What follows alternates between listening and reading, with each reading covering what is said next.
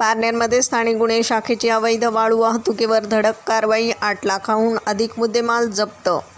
नमस्कार, आपण पाहत आहात महाराष्ट्र जनता न्यूज.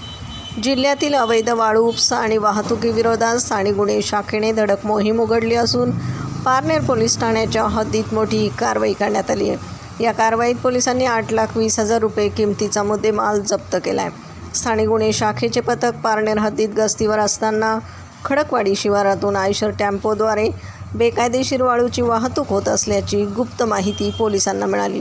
प्राप्त माहितीच्या आधारे कामटवाडी शिवारातील हंडेवाडा फाट्याजवळ सापळा रचून पोलिसांनी पिवळ्या आणि राखाडी रंगाचा आयशर टेम्पो ताब्यात घेतला आहे.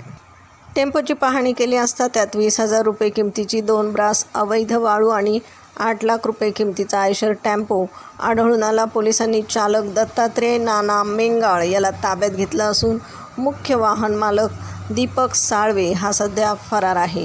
पोलीस त्याचा शोध घेत आहेत.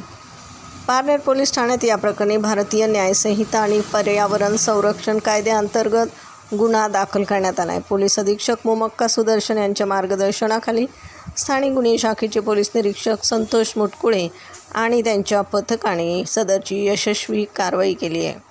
प्रतिनिधीसह महाराष्ट्र जनता न्यूज, अहिल्यानगर.